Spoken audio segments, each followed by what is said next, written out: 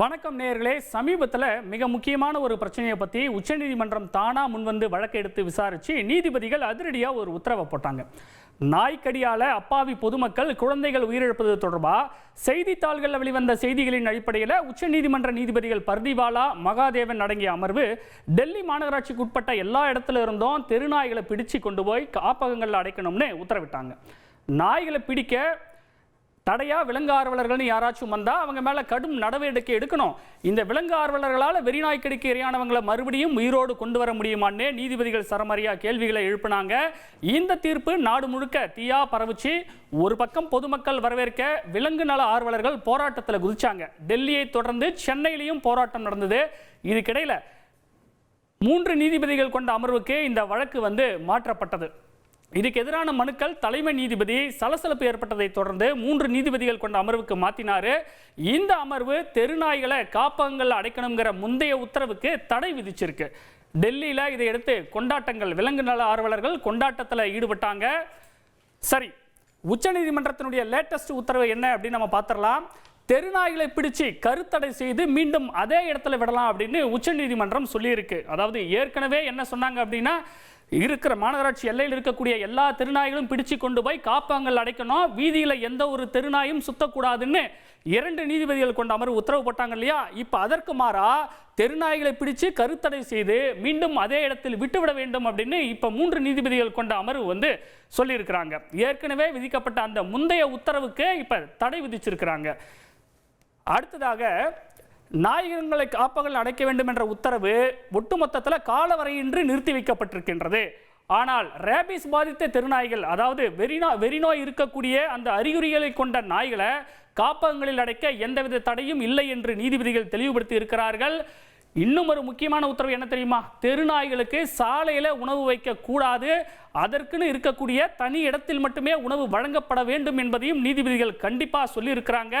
அதே மாதிரி தடுப்பூசி போட, அதாவது தெருநாய்களை பிடித்து செல்லும் போது தடுப்பவர்கள் யாராவது இருந்தால் அவங்களுக்கு குறைந்தபட்சம் 25,000 ரூபாய் முதல் அதிகபட்சமாக 2 லட்சம் ரூபாய் வரை அபராதம் விதிக்கப்படும்னு நீதிபதிகள் எச்சரிக்கை விடுத்தாங்க. அது மட்டும் இல்லாமல் விலங்குகள் நல ஆர்வலர்கள் விரும்பினால் நாய்களை தத்தெடுப்பதற்கு அனுமதி வழங்கணும். அதற்கேற்றாற் போல மாநகராட்சியில் அவங்க முறையாக விண்ணப்பித்து நாய்களை தத்தெடுத்து கொள்ளலாம் அப்படின்னும் நீதிபதிகள் தற்போது சொல்லியிருக்கிறாங்க. முந்தைய உத்தரவில் தெருநாய்களை காப்பகங்களில் அடைக்க வேண்டும் என்று சொன்னபோது தெருநாய்களை யாருமே தத்தெடுக்கவும் கூடாது அப்படின்னு நீதிபதிகள் சொல்லியிருந்தது குறிப்பிடத்தக்கது. தற்போது இந்த நேரத்தில் நம்மிடையே சமூக செயற்பாட்டாளர், விலங்குகள் நல ஆர்வலர், நடிகை வினோதினி இணைந்திருக்கிறாங்க. மேடம் வணக்கம், இணைப்பில் இணைந்தமைக்கு மிக்க நன்றி. இப்போ உச்சநீதிமன்றத்தோட உத்தரவை பார்த்தீங்க. ஏற்கனவே உச்சநீதிமன்றத்துடைய விதித்த உத்தரவுக்கு காலவரையின்றி தடை விதிச்சிருக்கிறாங்க. தற்போது இந்த உத்தரவை எப்படி பார்க்குறீங்க?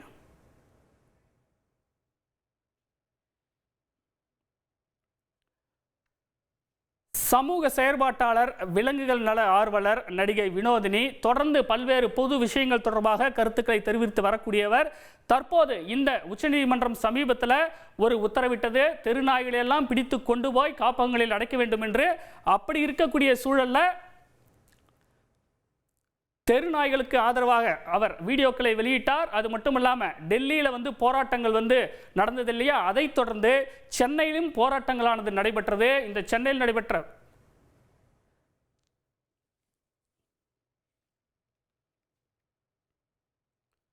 சென்னையிலும் பல்வேறு போராட்டங்கள் நடைபெற்றது. சென்னையில் நடைபெற்ற பல்வேறு போராட்டங்களிலும் சமூக செயற்பாட்டாளர்கள், விலங்குகள் நல ஆர்வலர்கள் பலரும் ரொம்பவே ஆர்வமாக கலந்து கொண்டார்கள். அதைத் தொடர்ந்து சமூக வலைதளங்களில் இது தொடர்பான விஷயங்கள் பல்வேறு பேசுபொருளானது குறிப்பிடத்தக்கது.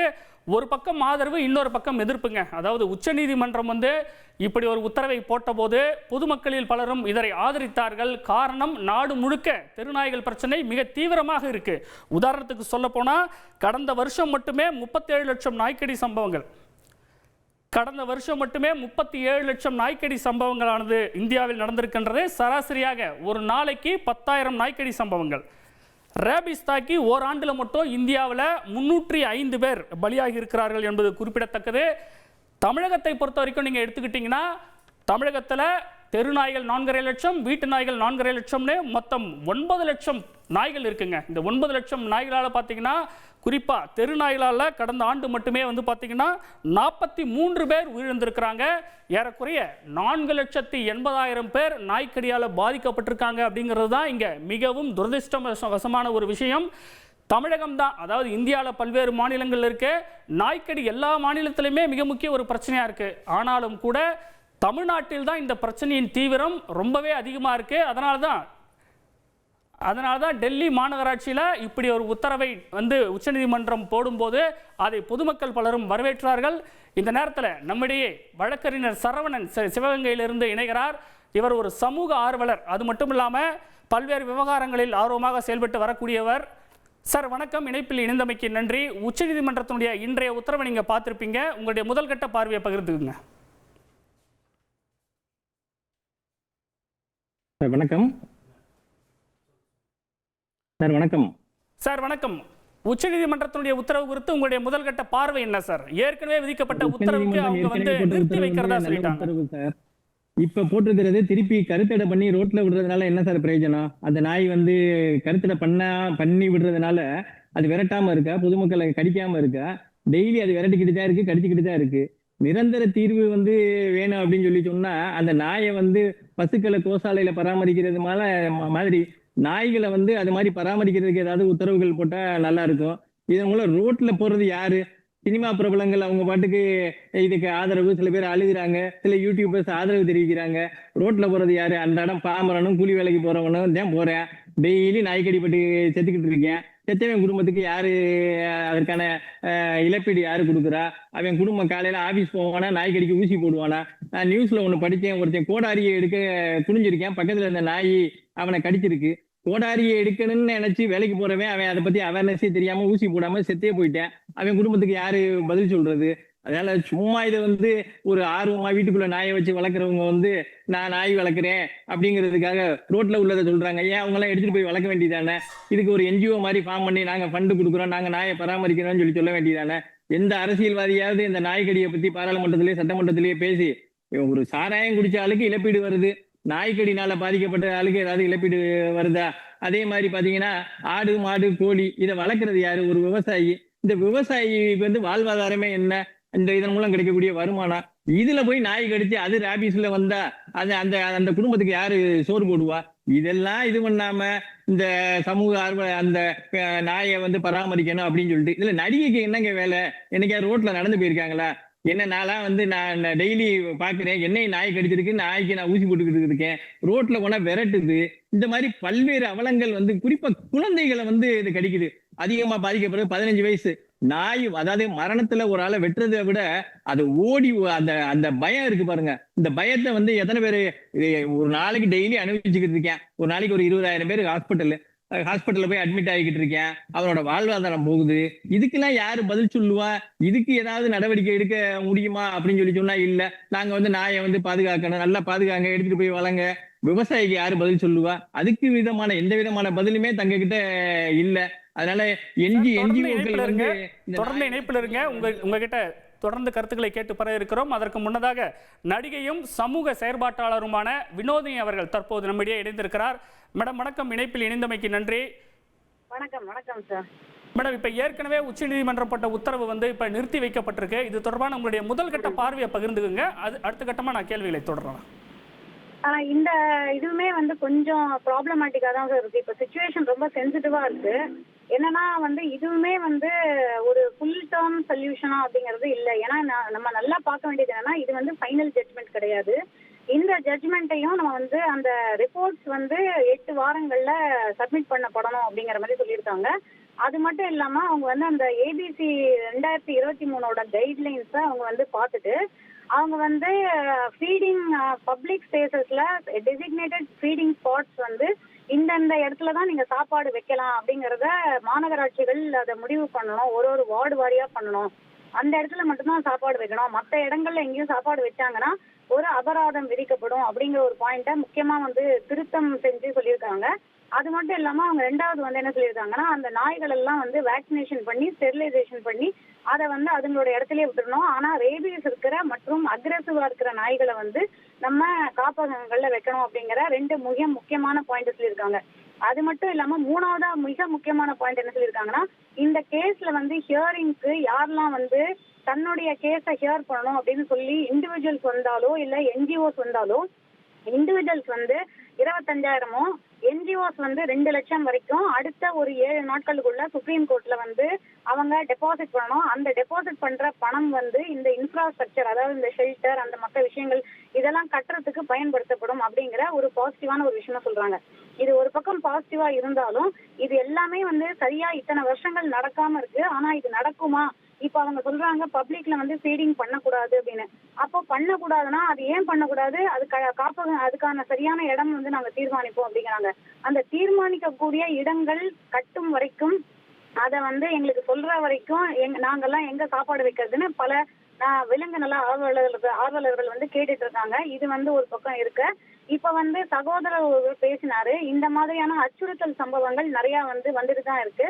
அத நான் வந்து இன்னொரு ஒரு முக்கியமான விஷயம் என்ன சொல்றேன்னா, ஒரு வகையான நான் இதை எப்படி பாக்குறேன் அப்படின்னா, இந்த ஆர்டரை பத்தி எதுவும் கிடையாது. பட் மீடியால என்ன நடக்குது அப்படின்னாக்க, நிறைய வந்து இப்ப சமீபமா, அதாவது ஒரு 10 நாட்களா 20 நாட்களா வந்து பாத்தீங்கன்னா இந்த விஷயம் வந்து நாடு முழுவதும் ஒரு பேசு பொருள் ஆனதுக்கு அப்புறம் மீடியால இத வந்து அதுவும் சில, அதாவது நம்ம சொல்லக்கூடிய ஒரு வகையான மீடியா, அது நான் என்னென்ன பேர் சொல்ல விரும்பல, ஒரு வகையான மீடியால வந்து பொதுமக்கள் புரிஞ்சுக்கணும். இதை வந்து ஒரு ப்ராபகண்டா, ஒரு நரேட்டிவ் வந்து செட் பண்ணப்படுது தெருநாய்களுக்கு அகேன்ஸ்டா. இது ஏன் அப்படிங்கறதோட அரசியல் பின்புலம் அப்படிங்கிறது நம்மளுடைய, நான் எப்படி பாக்குறேன், நான் எப்படி புரிஞ்சுக்கிட்டேன், பல விஷயங்களை நான் வந்து பல பேரோட பேசி, இதுல வந்து சில ஹிஸ்டோரியன்ஸ் இருக்காங்க, சில அதாவது சயின்டிஸ்ட் சில பேர் இருக்காங்க. இவங்கள்ட்ட இருந்து நான் புரிஞ்சுக்கிற விஷயம் என்ன அப்படின்னா, இண்டிஜீனியஸ் பிரீட், அதாவது எப்படி வந்து ஜல்லி கட்டும் போது இண்டிஜீனியஸ் கவுஸை வந்து நம்ம இது பண்ணிட்டு இந்த ஃபாரின் பிரீட் கவுஸை வந்து கொண்டு வரதுக்கு ட்ரை பண்ணாங்களோ, அது மாதிரியான ஒரு விஷயம் இங்க வந்து நடக்குது அப்படிங்கிறது அவர்களுடைய குற்றச்சாட்டா இருக்கு. இதை நம்பும்படியாவும் இருக்கு. ஏன்னா வந்து நம்ம தெருநாய் அப்படிங்கிறது வந்து ஒரு ஹைலி இன்டெலிஜென்டான ஒரு மேமல். அந்த பர்டிகுலர் பிரீடை வந்து இங்க ஒட்டு மொத்தமா வேற எதுக்கோ அதை வந்து பயன்படுத்துவதற்காக, அது வந்து அனிமல் டெஸ்டிங்கா இருக்கலாம், அது காஸ்மெட்டிக் அண்ட் பார்மசூட்டிக்கல் ப்ராடக்ட்ஸோட டெஸ்டிங்காக பல வெளிநாடுகளுக்கு அனுப்பப்படுறதுக்காக இருக்கலாம். இல்லைன்னா சீப் அண்ட் பெஸ்டா நம்ம வந்து அழகான டாக் மீட், ஏன்னா இப்ப வந்து குஜராத்லாம் பாத்தீங்கன்னா சில மாநிலங்கள்ல டாக் மீட் வந்து ஃப்ரோசன்ல நிறைய கண்டுபிடிக்கப்பட்டிருக்கு, கைப்படுத்தப்பட்டிருக்கு. அந்த மாதிரி இதை வந்து பல சவுத் ஈஸ்ட் ஏஷியன் கண்ட்ரீஸ்க்கு டாக் மீட் சப்ளை பண்றதுக்கா இருக்கலாம். இதுக்கு பின்னாடி என்ன பின்புலம் இருக்கு? ஏன் வந்து இந்த உங்களுடைய கருத்தை புரிஞ்சுக்க முடியுது. ஆனா இது ஒரு பார்வை நீங்க சொன்னது. இன்னொரு பார்வை என்ன முன்வைக்கிறாங்கன்னா, இப்ப பார்மா கம்பெனிஸோட அஜெண்டாவும் இதன் பின்னணியில இருக்கும். ஒருவேளை வந்து திருநாய்களை அதுல ஒரு பார்மா கம்பெனியோட இருக்கு. அது ஏன்னா அதனாலதான் இப்ப வந்து பாத்தீங்கன்னா 2 நாள் முன்னாடி ரேகா குப்தா அவர்கள், அதாவது சிஎம், அவங்கதான் வந்து அந்த ஆர்டரை வந்து பிறப்பிச்சாங்க. அதாவது அவங்கதான் அதுக்கு பின்னாடி இருந்தாங்க. அதாவது டெல்லியோடைய சிஎம், இப்ப இருக்கக்கூடிய பாஜக அரசுடைய சிஎம் அவங்க வந்து என்ன சொல்லியிருக்காங்க அப்படின்னா, 2 நாளைக்கு முன்னாடி சில பிரைவேட் ஃபர்ம்ஸுக்கு நாங்க வந்து டெண்டர் ஃப்ளோட் பண்ணுவோம், இந்த வேக்சின் பண்றதுக்கும் ஸ்டெரிலைசேஷன் பண்றதுக்கும் இந்த காப்பகங்களை கட்டுறதுக்கும் அப்படின்னு. அப்போ எனக்கு என்ன அடுத்த கேள்வி நமக்கு வந்து வருது, எனக்கு இது வரல, நான் சொல்றது வந்து நான் பேசினேன் இந்த 2 நாளா நான் வந்து தொடர்ந்து பல பேர்கிட்ட நான் பேசிட்டு இருக்கேன், சில ஐஏஎஸ் அதிகாரிகள்ட்ட நான் பேசியிருக்கேன். அவங்க என்ன சொல்றாங்க அப்படின்னா, இந்த கான்ட்ராக்ட் வந்து யாருக்கு கொடுக்கப்படும், இதுவும் பெரிய ஒரு கேள்விக்குறியா இருக்கு.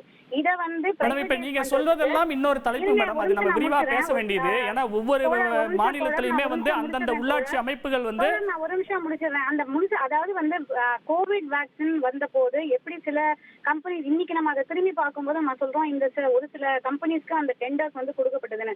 அந்த மாதிரி வந்து இன்னைக்கு யாருக்கு இந்த டெண்டர் போக போகுது அப்படிங்கிற கேள்வி. ஏன்னா பொதுமக்களுடைய அச்சுறுத்தல் 100%. ஏன்னா நானே ஒரு பொதுமக்களா தாங்க இருக்கேன். இப்ப சகோதரர் சொன்னாரு, நான் வந்து நடிகைக்கு இங்க என்ன வேலை, நடிகைக்கு என்ன வேலைங்கிறது அப்படி வேண்டாம், நானும் ஒரு பொதுமக்களா இருந்து நான் பேசுறேன். இன்னொன்னு, இன்னைக்கு நான் ஒரு காருக்குள்ள உட்காந்துருக்கேன், ஆனா உண்மையிலுமே என்கிட்ட ஒரு பைக்கும் இருக்கு. நான் வந்து ரெகுலரா நான் வந்து 2 வீலர்லயும் நான் பஸ்லயும் நான் நிறைய பேரை நான் பாத்தீங்கன்னா மெட்ரோல எல்லாம் டிராவல் பண்றதை பாத்திருப்பீங்க, ஆட்டோல நான் டிராவல் பண்றது வீடியோ, அதாவது நான் ரெகுலரா ஒரு பப்ளிக்கா தான் இருக்கேன். நான் வந்து சினிமா ஷூட்டிங் அந்த மாதிரி விஷயங்களுக்கு தான் நான் கார்ல போறேனே தவிர, நாங்க அது என்ன விட்டுருங்க, பல பேர் இந்த நாய்களுக்கு சாப்பாடு வைக்கிறவங்க பிளஸ் வந்து ப்ரொடெக்ட் பண்றவங்க இந்த 20 நாய் 30 நாய்னு பாத்துக்கிறவங்க யாருன்னு பாத்தீங்கன்னா ரொம்ப அடித்தட்டு மக்கள் தான் பாத்துக்கிறாங்க. தள்ளு வண்டி வச்சிருக்கிறவங்களும் பூக்காரமாவும் பழக்காரமும் இந்த மாதிரியான ஒரு செக்ஷன் ஆஃப் சொசைட்டி தான் இன்னைக்கு வந்து 140 கோடியில 80. மேடம், அதே தெருநாய்களால் தானே வந்து சாமானிய மக்களும் பாதிக்கப்படுறாங்க. அதை ஒத்துக்கிறீங்களா இல்லையா? நான் சொல்றேன் அது ஆமா, அது ஒத்துக்கிட்டு தான் நான் வந்து அந்த சகோதரருக்கு நான் பதில் சொல்றேன். அதனால வந்து இதுக்கு பின்னாடி இருக்கக்கூடிய அரசியலையும் பொதுமக்கள் வந்து பார்க்கணும் அப்படிங்கிறது தான் நான் பேசுறதுக்கு தான் இந்த இடத்துல வந்தேன். பிளஸ் இந்த சுப்ரீம் கோர்ட் ஆர்டரை பத்தி நீங்க கேட்டீங்க, அதுக்கு வந்து நான் 100% நான் வந்து ஒத்துக்கிறேன். இது வந்து ஒரு லேண்ட்மார்க் ஜட்ஜ்மெண்ட். ஏன்னா இது வந்து 2023ல இந்த கைட்லைன்ஸ் வந்து அவங்க பிறப்பிக்கும் போது கூட இவ்வளவு அழுத்தமா அவங்க வந்து சொல்லல. அதாவது ஸ்ட்ரே டாக் பாப்புலேஷன் அப்படிங்கிறது இந்தியால குறைக்கப்படணும். அதுல வந்து யாருக்குமே இங்க வந்து மாற்று கருத்து கிடையாது. ஆனா அதை குறைக்கப்படும் போது குறைக்கதான் படணுமே தவிர அவங்கள டோட்டலா அழிக்கிறதுக்கான இங்க ஒரு வேலை வந்து நடக்குது. மேடம், தெருநாய்களை அழிக்கணும்னு உத்தரவு எதுவும் போடல. தெருநாய்களை பிடிச்சு கொண்டு போய் பாதுகாப்பான ஒரு காப்பகத்துல வைக்கணும் தான் நீதிபதிகள் முந்தைய உத்தரவு போட்டாங்க. ஆனா உங்களை போன்ற விலங்கு நல ஆர்வலர்களோட எதிர்ப்பு ஏன் தான் கேக்குறேன். இல்ல, அதுக்கு ஷெல்டர்ல போனாலே அதுதான் நிறைய, அதாவது ஹையஸ்ட் லெவல்ஸ்லயே அதை வந்து பேசியாச்சு. ராகுல் காந்தி அவர்களும் என்ன பேசிருக்காருன்னா, இது வந்து இந்த ஷெல்டர் ஏன்னா தெரிஞ்சுதான் பேசுறோம். அந்த ஷெல்டர்கள் வந்து இப்ப ஏற்கனவே இருக்கக்கூடிய ஒவ்வொரு மாநிலத்தில் இருக்கக்கூடிய ஷெல்டரோட வீடியோஸ் வந்து எல்லா சமூக வலைதளங்களையும் வந்துட்டு தான் இருக்கு. அந்த ஷெல்டர்ஸ் வந்து ரொம்ப கான்சென்ட்ரேஷன் கேம்ப்ஸ் மாதிரி நடத்தப்படுது. அங்க போனா கண்டிப்பா இந்த பர்டிகுலர் பிரீடு வந்து அழிஞ்சிடும். இவங்களுக்கு தமிழ்நாட்டுல மட்டுமே 6 லட்சம் தெருநாய்கள் இருக்கு. 6 லட்சம் தெருநாய்களை வந்து நம்ம முகாம்களை அடைக்கிறதானே சரியா இருக்கும். இல்ல, அது முகாம்கள் இருந்தா கண்டிப்பா அமைக்கலாம். அதை பத்தி நானே வந்து நான் சொல்றேனே, நல்ல முகாம்கள் இருந்து அது நல்லா வந்து அழகா வந்து பாதுகாக்கப்பட்டு அவங்களுக்கு வேலைக்கு, அதாவது வேலைக்கு இல்ல, ஒரு நாளைக்கு ஒரு வேளைக்கு சாப்பாடு வைக்கப்பட்டு அவங்களுக்கு சரியான அவங்களுடைய வாழ்வாதாரம் பாதுகாக்கப்படும். அந்த பிரீடு வந்து அழியாம இருக்கும் அப்படின்னா கண்டிப்பா அவங்கள வந்து காப்பகத்துல வைக்கணும். அதுல மாற்று கருத்து கிடையாது. ஆனா அப்படி இல்லாத பட்சத்தில் அண்ட் இன்னொன்னு அவங்களே என்ன சொல்றாங்கன்னா, அந்த 2023 கைட்லைன்ஸ்ல இதை வந்து கார்பரேஷன்ஸ் முனிசிபாலிட்டிஸ் வந்து அதை பண்ணணும் அப்படிங்கிறாங்க. அந்த முனிசிபாலிட்டிஸ் இன்னைக்குமே வந்து ஒவ்வொரு இடத்துலயும் அந்த ரேபீஸ் தொற்று இருக்கக்கூடிய நாய்களை வந்து ரிப்போர்ட் பண்ணும்போது கூட அவங்க சரியா வந்து ஒர்க் பண்ண மாட்டேங்கிறாங்க. இது வந்து ஆக்சுவலா இந்த சகோதரரோ நீங்களோ இந்த கேள்வியை வந்து என்கிட்ட கேட்கறத விட இந்த கால்லயே வந்து பாத்தீங்கன்னா ஒரு ரெசிடென்ட் வெல்ஃபேர் அசோசியேஷன்ல இருந்து ஒரு வெட்டினரி டாக்டர், அந்த ரேபீஸ் அதாவது அந்த கென்னல்ஸ்ல இருக்கக்கூடிய முனிசிபல் கார்பரேஷனோட பவுண்டுன்னு சொல்லக்கூடிய ஷெல்டர்ல இருக்கக்கூடிய வெட்டினரி ஆபீசரும் ஒரு மெடிக்கல் டாக்டரும் அங்க வேலை செய்யக்கூடிய கென்னல் இன்சார்ஜுக்கும் நீங்க போன் பண்ணீங்கன்னா தெரியும். இன்னைக்கு கூட அந்த வண்டி வந்து எங்க போயிருக்கு அப்படின்னா, நான் இன்னைக்கு வந்து எங்க ஏரியால இருக்கிற ஒரு நாயை பத்தின ஒரு கம்ப்ளைண்ட்டுக்கு அதை ரைஸ் பண்ணிருந்தோம். இதை நீங்க வந்து கொஞ்சம் தயவு செஞ்சு புடிச்சிட்டு போய் அதுக்கு குடும்ப கட்டுப்பாடு பண்ணுங்க அப்படின்னு சொல்லிட்டு அந்த ரெக்கார்டிங் கூட எங்கிட்ட இருக்கு. அதை போன் பண்ணும்போது என்ன சொல்றாங்கன்னா, இன்னைக்கு வந்து சிஎம் டியூட்டிக்கு வந்து அவங்க போயிட்டாங்க, அதனால வந்து வண்டி வந்து அவைலபிள் கிடையாதுன்னு ஒரு வாரமா வேற காரணங்கள் சொல்லி அந்த வண்டி வந்து இல்ல அப்படின்னு சொல்லிட்டு இருக்காங்க. ஆனா இவங்க வந்து சரியா அந்த ரெஸ்பான்ஸை கொடுத்திருந்தா இந்நேரத்துக்கு கடந்த 25 வருஷத்துல நம்ம நீங்க சொல்ற இந்த 6 லட்சம்ங்கிறது வெறும் 6000மாவோ இல்ல 60,000மாவோ இருந்திருக்கும். அதை ஹேண்டில் பண்றது ரொம்ப ஈஸியா இருக்கும். ரேபீஸ் தொற்று இருக்கக்கூடிய நாய்களை கூட நீங்க காப்பகத்துல வந்து விடக்கூடாதுன்னு சொல்ல வரீங்களா? அதுதானே ஏங்க, ரேபீஸ் தொற்று இருக்கிற நாயை கண்டிப்பா நான் வந்து எந்த லெவல்ல சொல்றேன்னா கருணை கொலையை பண்ணுங்க அப்படின்னு நான் சொல்லுவேன். நான் தான் அதை வந்து சமீபத்துல பேசிருக்கிற எல்லா வீடியோலயுமே நான் பேசிருக்கேன். கருணை கொலை கூட பண்ணுங்க. ஏன்னா அது ரேபீஸ் தொற்றோட நீங்க பண்ணவே வேண்டாம், அது 7 நாள்ல வந்து அதுவே இறந்துரும். அதனால முதல்ல ரேபீஸ் அப்படிங்கறத பத்தி மக்களுக்கு விழிப்புணர்வை அரசாங்கம் வந்து ஏற்படுத்த வேண்டும். இதுல வந்து என்னன்னா மிக 2 விஷயங்க இந்த ஆர்டர்ல அவங்க வந்து 2 விஷயம் அவங்க போடாம விட்டுட்டாங்க. என்ன அப்படிங்கறத சொல்றேன். ரேபீஸோடைய இந்த இதை வந்து தொற்றை கம்மி பண்றதுக்கு என்ன பண்ண போறோம் அப்படிங்கறதுல இந்த சுப்ரீம் கோர்ட் ஆர்டர்ல எதுவும் சொல்லப்படல. அதை தயவு செஞ்சு அதை சொல்லணும் அப்படின்னு எதிர்பார்க்கிறேன். 2வது வந்து என்னன்னா, இந்த இல்ல நாய்களுக்கு இல்லங்க, மனிதர்களுக்கு வந்து அந்த மாதிரியான தொற்று ஏற்படாம இருக்கிறதுக்கு பிரிவென்ட் பண்ணிக்கிறதுக்கு என்ன மாதிரியான நடவடிக்கைகள் முனிசிபல் கார்பரேஷன்ஸ் என்ன எடுக்க போகுது? ஏன்னா இன்னைக்கு நீங்க போனீங்கன்னா கவர்மெண்ட் ஹாஸ்பிட்டல்ல பாதி ஹாஸ்பிட்டல்ஸ்ல அனிமல் அந்த ஆன்டி ரேபிஸ் வேக்சின் நாய்க்கு விட்டுருங்க, மனிதனுக்கு கேட்கும் போது இல்லன்னு பிரைமரி ஹெல்த் கேர் சென்டர்ல பல இடங்கள்ல சொல்றாங்க. அதுவுமே அர்பனா இருக்கட்டும் ரூரலா இருக்கட்டும் 2 இடத்துலயுமே அது வந்து அவைலபிளா இல்ல பல இடங்கள்ல. 2வது அது வந்து ஒரு ஃப்ரோசன் கண்டிஷன்ல தான் இருக்கணும். அது ஃப்ரோசன் கண்டிஷன்ல இல்லாத பட்சத்துல நீங்க அதை வந்து எடுத்துக்கிட்டாலும் அது வந்து அதோட எஃபிகசி வந்து இருக்காது. அதை எடுத்து 10 நிமிஷத்துல அதோட எஃபிகசி வந்து போயிடும் நார்மல் டெம்பரேச்சர்ல இருந்ததுன்னா. இதெல்லாம் எத்தனை பப்ளிக் ஹெல்த் கேர் சென்டர்ல ஃபாலோ பண்றாங்க? தமிழ்நாடு அரசை நீங்க வந்து கேள்வி கேட்கணும் அப்படின்னு நீங்க சொல்றது எல்லாமே தடுப்பூசி தட்டுப்பாடாக இருக்கட்டும், அதுக்கான கோல்டு ஸ்டோரேஜாக இருக்கட்டும், எல்லாமே அது ஒரு தனியான விவாதம் மேடம். அது ஒரு தனியான விவாதம், அது ஒரு தலைப்பு. ஆனா நீங்க அடிப்படையில என்ன ஒரு விஷயத்தை புரிந்து கொள்ளவில்லை அப்படின்னு குற்றச்சாட்டுகள் முன்வைக்கிறாங்கன்னா, இப்ப தெருநாய்களால கடந்த ஆண்டு மட்டுமே வந்து பாத்தீங்கன்னா தமிழ்நாட்டுல 43 பேர் இறந்திருக்கிறாங்க மேடம். இறந்திருக்கிறதுல 10-15 வயதுக்கு உட்பட்ட குழந்தைகள் தான் அதிகம்.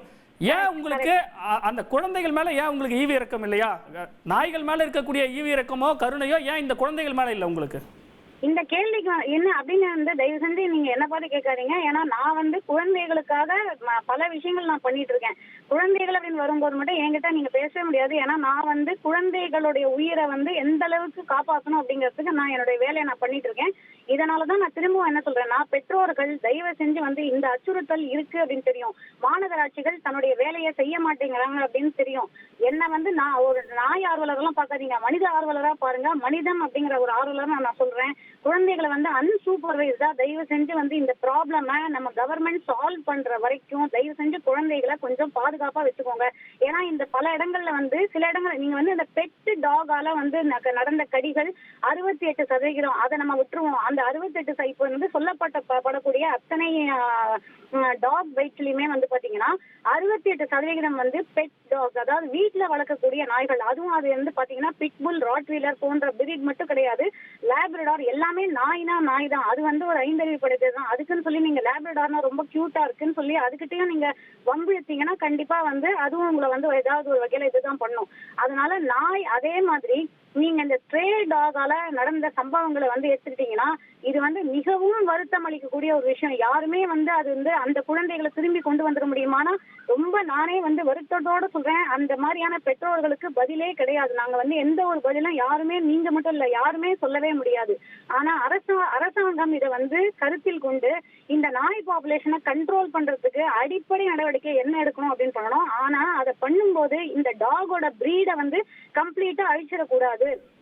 எப்படி ஜல்லிக்கட்டும் போது வந்து நம்மளுடைய இண்டிஜீனியஸ் டாக் கவு பாப்புலேஷனை வந்து இவங்க ஒரு இது இருக்குங்கிறத நம்ம எல்லாரும் புரிஞ்சுக்கிட்டு அந்த நம்மளுடைய பிரீட் கவு இந்தியன் கவ்வை நம்ம வந்து காப்பாற்றணும், நம்ம காளைகளை நம்ம காப்பாற்றணும், நம்ம மாடுகளை காப்பாற்றணும் அப்படின்னு நம்ம வந்தோமோ அதே மாதிரி இந்த இந்தியன் ஸ்ட்ரீட் டாக்ங்கிறது வந்து நான் சொல்றேன், நீங்க நல்லா எழுதி வச்சுக்கோங்க. இந்த டாகோடைய ரெசிலியன்ஸா இருக்கட்டும், இந்த டாகோடைய இம்யூனிட்டி பவர் எந்த ஒரு நாட்டிலையும் இல்லாத ஒரு மற்ற பிரீடுக்கு இல்லாத ஒரு இம்யூனிட்டி பவர் இந்த டாகுக்கு இருக்கு. Very very low maintenance and இதை ஈஸியா வந்து நம்ம ஃப்ரெண்ட்லி ஆக்கிடலாம், ட்ரெயின் பண்ணலாம். இதனாலதான் இதுக்கு வந்து பெரிய மாஃபியா இதுக்கு பின்னாடி இருக்கு. இவங்க வந்து அதை எதுக்காக அதை பயன்படுத்த போறாங்க, நீங்க வந்து இதுக்கு நல்லா எடுத்து பாருங்க. இதுக்கு வந்து அவங்க வந்து சுவமோட்டோவா எடுத்திருக்காங்கிறதெல்லாம் அதெல்லாம் விட்டுருங்க, அந்த ஜட்ஜ்மெண்ட் அதுக்குள்ளேயே நம்ம போக வேண்டாம். தொடர்ந்து வந்து இந்த நாய்களை பத்தி, அதாவது மற்ற சம்பவங்கள் எத்தனையோ வந்து ரிஃப்ளெக்ட் ஆகும் போது குழந்தைகளுக்கும் நான் என்ன சொல்றேன்னா, நீங்க வந்து பெற்றோர்கள் நாய்களை பத்தி மட்டும் இல்ல, தயவு செஞ்சு வந்து இன்னைக்கு பல பிரச்சனைகள் இன்னைக்கு ஓடிட்டு இருக்கு. நீங்க குழந்தைகளை 1500 கேசஸ் வந்து இந்தியால தினமும் வந்து குழந்தை கிட்னாப் விஷயங்கள் நடக்குது. ஒரு குழந்தையுடைய உடலை வந்து கண்ணு, அந்த லிவர், கிட்னி எல்லாத்தையும் எடுத்துட்டு வெறும் உடலை மட்டும் போன்ஸா வந்து ஒருத்தவங்க போட்டுட்டு போயிருக்காங்க. இந்த மாதிரி சம்பவங்கள்லாம் டெய்லி நடந்துட்டு இருக்கு. அதனால குழந்தைகளை வந்து நீங்க மேலை நாடுகள்ல எப்படி வந்து சூப்பர்வைஸ்டா நம்ம வந்து சூப்பர்வைஸ்டு பிளே, சூப்பர்வைஸ்டு ட்ரைனிங் அந்த மாதிரியான விஷயங்கள் நம்ம பண்றோமோ தயவு செஞ்சு சூப்பர்வைஸ்டா எடுத்துக்கோங்க. அண்ட் இதை வந்து இந்த சமூகமா நம்ம வந்து இதுக்கான ஒரு சொல்யூஷனை கண்டுபிடிக்கணும். இதை வந்து dog lover versus dog hater, விலங்கு ஆர்வலர்கள் மற்றும் விலங்கு வெறுப்பாளர்கள் அப்படிங்கிறதுக்குள்ள கொண்டு போகாதீங்க. இப்ப இதுக்கு எனக்கு முன்னாடி ஒரு சகோதரர் பேசினாரு, நீங்களுமே பேசுனீங்க. நீங்க யாருமே வந்து எனக்கு தெரிஞ்சு நான் ஒரு நாய்கள்ல இல்ல ஒரு ஸ்பீஷீஸே அழியணும் அப்படிங்கிற பாயிண்ட்ல பேசலாங்கிறது எனக்குமே தெரியும். அதே மாதிரி நீங்க எங்க கிட்ட பேசும்போது நாங்க வந்து என்னமோ எல்லா குழந்தைகளும் இறந்துடணும் அப்படின்னு சொல்ற மாதிரி, ஏன்னா எங்கள்ல எத்தனையோ பேருக்கு வந்து ஒவ்வொருத்தருக்கும் 4-5 குழந்தைங்களா இருக்கிறவங்க எல்லாம் இருக்காங்க. எல்லாரும் சேர்ந்து நாய்களுக்கு சாப்பாடு போட்டுட்டு இருக்காங்க. அந்த குழந்தைகள் எல்லாம் வந்து ஃப்ரெண்ட்லியா தான் வந்து இயற்கையோட ஒத்து போற மாதிரியான சில விஷயங்களை வந்து அந்த குழந்தைங்களுக்கு நாய்களை யாரும் வெறுக்கல. முந்தைய உச்சநீதிமன்ற வழக்கு விசாரணையில நீதிபதிகளே அதை தெளிவுபடுத்தினாங்க. நாய்களை யாரும் வந்து வெறுக்கல. அதே நேரத்துல அதை கட்டுப்படுத்தணும். தெருநாய்கள் கட்டுக்கடங்காமல் பெருகினா ரேபிஸ் தாக்கி உயிரிழப்புகள் நடக்குது இல்ல. 400 பேருக்கு மேல இந்தியாவுல செத்துருக்காங்க கடந்த வருஷம் மட்டும். அதுதான் ரேபிஸ் வந்து அந்த விஷயம் தான் திரும்பவும் சொல்றேன். அந்த ரேபிஸ் வேக்சினை புஷ் பண்றதுக்கு ஒரு அஜெண்டா இங்க இருக்கு. ஏன்னா அந்த ரேபிஸ் வேக்சின் வந்து இப்ப நீங்க எடுத்துக்கோங்க, எந்த நாட்டுல நீங்க ரேபிஸ் வேக்சினை ஈஸியா இப்ப வந்து ஃபாரின்ல இருந்து அந்த அது எதுவுமே வந்து இந்தியால மேக் பண்ற ரேபிஸ் வேக்சின் கிடையாது. ரேபிஸ் வேக்சின் வந்து இந்தியன் மேக் கிடையாது, எல்லாமே ஃபாரின்ல இருந்து வரக்கூடாது. இப்ப இந்த ரேபிஸ் வேக்சினை ஒரு அரசே வந்து புஷ் பண்ணுது அப்படின்னு வச்சுக்கோங்களேன். அதை வந்து புஷ் பண்றாங்க. இப்ப எல்லாருக்கும் அதை போடணும், போட்டாதான் அப்படிங்கிற மாதிரி கொண்டு வராங்க. ரேபீஸே இல்லாத நார்மலா இருக்கக்கூடிய நாய்களுக்கும் நீங்க அதை போடணும். அதே மாதிரி மனிதர்களும் ப்ரிவென்ட் பண்ணிக்கிறதுக்கு ஹியூமன் அந்த ரேபீஸ் ஏஆர்வி எடுத்துக்கணும் அப்படிலாம் சொல்றாங்க. அப்படின்னா நீங்க நல்லா யோசிச்சு பாருங்க, இது எதை உங்களை ஞாபகப்படுத்துகிறது? நீங்க இந்த ரேபீஸ் வேக்சினை நம்ம வந்து எடுத்து போட்டுக்கிறோம் வாங்குறோம் அப்படின்னாக்க ஒரு மூன்றாம் உலக நாடுக்கு இதை வந்து புஷ் பண்றாங்க. ஏன்னா நம்ம வந்து 145 கோடி மக்கள் நம்ம இருக்கோம். இதுல வந்து எத்தனை நாய்கள் இருக்கு? ஹையஸ்ட் பாப்புலேஷன் நம்ம கிட்ட தான் இருக்கு. திரும்பவும் இத ஒரு ப்ராபகேண்டா ஒண்ணு மீடியால நடக்குது. அதுக்கு நான் வந்து உங்க சேனல் அந்த சேனல் இந்த சேனல் நான் சொல்ல விரும்பல, எல்லாரும் பொதுவா வந்து பண்றாங்க. இதுக்கு வந்து என்ன ஆகுதுன்னா இதுல வந்து ஒரு பெரிய அச்சுறுத்தல். First of all as a media what I suggest. மிக்க நன்றி மேடம், தெள்ள தெளிவா சொல்லிட்டீங்க. மிக்க நன்றி மேடம். தொடர்ந்து நம்மிடையே சிவகங்கையிலிருந்து சரவணன் இணைந்திருக்கிறார், அவரிடம் நாம் பேசலாம். சார், தற்போது வினோதினி அவங்க சொன்ன கருத்துக்களை எல்லாம் நீங்க கேட்டிருப்பீங்க. மிக சுருக்கமா உங்களுடைய பதில் கருத்தை பதிவு செஞ்சிருங்க. சகோதரி சொன்னாங்க ஆன்டி ரேபிஸ் வேக்சின் பல இடங்கள்ல இல்லைன்னு சொல்லிட்டு, அந்த ஆன்டி ரேபிஸ் வேக்சின் எதுக்கு வேணும்? நாயை கொண்டு போய் அந்த தனியா அதுக்கான காப்பகத்துல விட்டுட்டோம்னு சொன்னா நாய் யாரையும் கடிக்க போறதுல அந்த வேக்சினே தேவையே கிடையாது. இப்ப நாயையும் விட்டு கடியும் வாங்கி விட்டு அப்புறம் திருப்பி ஆஸ்பத்திரிக்கு டெய்லி போகணும் அப்படின்னு சொன்னா இது பெற்றோர்கள் குழந்தைகளை பாதுகாக்கணும் அப்படின்னு சொல்றாங்க. 2 பேரும் வேலைக்கு போயிடுறாங்க. வேலைக்கு போகும்போது எங்க குழந்தை அதுவா ஸ்கூல் போகுது, அப்ப விரட்டி கடிக்குது. ஒரு பீரியாடிக்கா இன்ஜெக்ஷன் போடணும்னு சொன்னா சாதாரணமா ஒரு கூலி வேலை செய்யறவன் அப்பா ரோட்ல போறவன் இவனை தான் கடிக்குது. இவன் மாசம் டெய்லி போய் இன்ஜெக்ஷன் போட்டுக்கிட்டு இருக்க முடியுமா? இதெல்லாம் கட்டுப்படுத்துறதுக்கு உள்ள நடவடிக்கை வந்துதான் ஏற்கனவே கொடுத்த உச்சநீதிமன்ற நீதியரசர்கள் கொடுத்த உத்தரவு தான் மிகச்சரியானது. நாயை கொண்டு போய் காப்பகத்துல கொண்டு போய் அடைச்சிடணும். அதுக்கு பிறகு எதுவுமே கிடையாது. இப்ப திருப்பி விட்டீங்கன்னா சொல்றாங்களே, நாயை ஒழிப்பதற்கான வாய்ப்புகள் கிடையாது. அங்க ஒழிப்பதற்கு வாய்ப்பு இல்லை. இப்ப வந்து உச்சநீதிமன்றம் வந்து திருப்பி இன்ஜெக்ஷன் போட்டு திருப்பி விட்டா அதனால என்ன பிரயோஜனம் நினைக்கிறீங்க? மீண்டும் அதாவது இனவிருத்தி தான் இருக்காது. அதுவும் இனவிருத்தி வந்து உச்சநீதிமன்றம் சொன்னதுக்காக சும்மா போட்டோ எடுத்து இன்ஜெக்ஷனை போட்டு கண் துடைப்புக்காக சில நாடகங்களை அந்த அரசு அதிகாரிகள் நடத்துறது வந்து தெரியாதா? நிரந்தர தீர்வு இது. விரட்டுறதுக்கு என்ன? நாயை கொண்டு போய் நீங்க கருத்தடை பண்ணி விடுறீங்க, ரோட்ல அதை மீண்டும் விரட்ட தானே செய்யுது. அதுக்கு என்ன நடவடிக்கை எடுக்கிறீங்க?